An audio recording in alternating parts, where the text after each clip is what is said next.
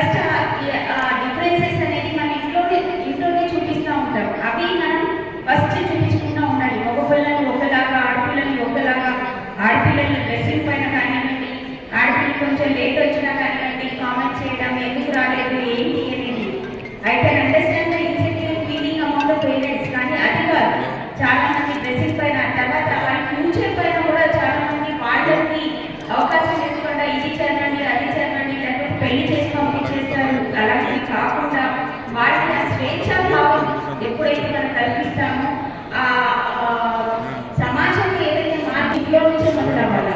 So మనం ఆడపిల్లలని మగపిల్లల్ని సమానంగా చూస్తేనే మగపిల్లలకి నేర్పించాలి ఆడపిల్లలు అంటే ఏంటి, ఎలా వాళ్ళకి రెస్పెక్ట్ ఇవ్వాలి అనేది చిన్నప్పటి నుంచి మనం నేర్పిస్తే. అదేవిధంగా ఏసీ గారు వాళ్ళకి చెప్పారు, ఏ బిహేవియర్ అయితే వాళ్ళు చిన్నప్పుడు చేస్తారో అదే బిహేవియర్ అది వచ్చే అవకాశం ఉంది. సో ఒక పేరెంట్, ఒక ఫాదర్, ఒక మదర్తో ఎలా బిహేవ్ చేస్తున్నాడు, ఎలాంటి రెస్పెక్ట్ ఇస్తున్నాడు అనేది కూడా పిల్లవాళ్ళు చూస్తారు. సో అదే వాళ్ళ మనసులో చిన్నప్పుడు చూసిందే ఇన్వాల్వ్ అయిపోయి ఉంటుంది. సో అవన్నీ మనం ఈ కారణం ఏదైతే ఉందో దాన్ని మనం ఎరాడికేట్ చేయాలంటే తప్పనిసరిగా మన ఇంట్లో నుంచే డిఫరెన్స్ అనేది మనం తొలగించాలి. అదేవిధంగా సమాజంలో నిదానంగా మార్పు వస్తుంది. ఇప్పుడు చాలా వరకు మార్పు రావడం జరిగింది. శ్రేణి పౌరులే, ఎందుకంటే మీరు శ్రేణి పౌరులు ఆహారం తీసుకోండి, ఆహారంలో సమాన హక్కు ఉండదు. అదృష్టవశాత్తు మనకి పిల్లలు బాగా వస్తూ మా క్లాసులో సగం 150 మంది ఉంటే 55 మంది అమ్మాయిలు, 50 మంది.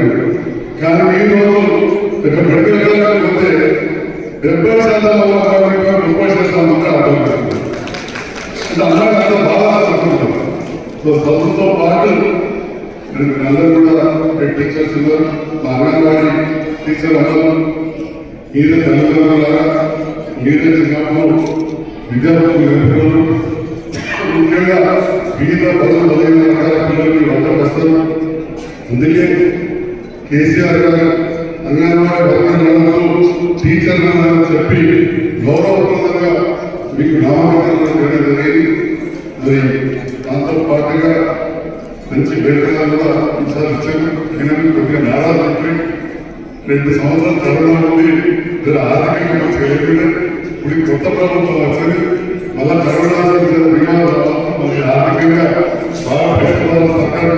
మళ్ళా ముందు మీకోసం ప్రశ్నించాలని కూడా ఈ సందర్భంగా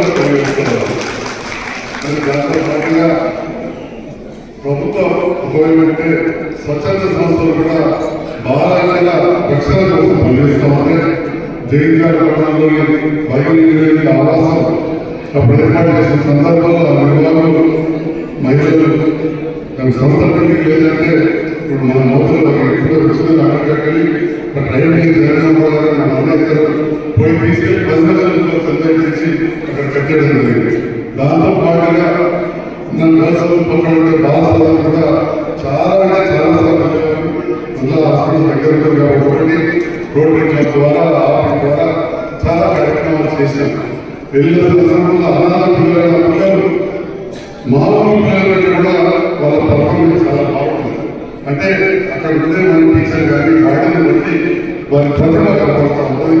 మన అక్కడే వీళ్ళందరూ కూడా ఇవాళ బేటీ బచావో బేటీ పడావో కాకుండా చదువుతో పాటు పడాలంటే చదివించడంతో పాటు వారి ఆత్మస్థైర్యం ఉండే విధంగా, ఆత్మరక్షణలో ఉండే విధంగా, శారీరకంగా దృఢంగా ఉండే విధంగా, మానసికంగా కూడా వాళ్ళు ఎదిగే విధంగా, దాంతో పాటుగా మంచి సంస్కారం కూడా కలిగి ఉండే విధంగా, మన భారతీయ సంస్కృతి చేసే విధంగా కూడా మనం పైకి తీసుకురావాలని చెప్పి ఆకాంక్షిస్తూ ఎల్లవేళ నా సహకార విశ్వాస సభ్యులుగా కృతజ్ఞతలు తెలియజేస్తూ నాకు అవకాశం ఇచ్చినందుకు వాళ్ళెక్కడికి వెళ్ళే అవకాశం లేదు. కేవలం వాళ్ళ ఇంట్లో లేదు అంటే ఎక్కడన్నా అప్పుడు పాతకాలంలో ఉండే 1-2 గుడులకి ఎక్కడన్నా వెళ్తే వెళ్ళేవాళ్ళు.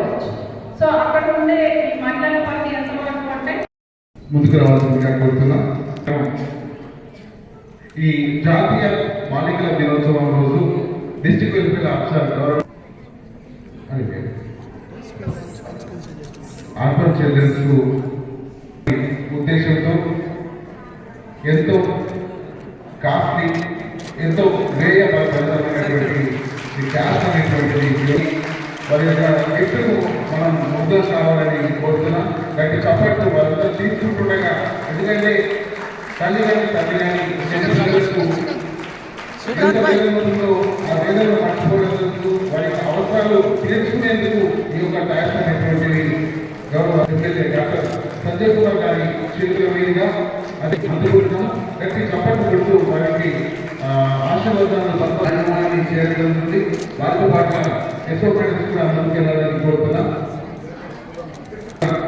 Sanction 5D supported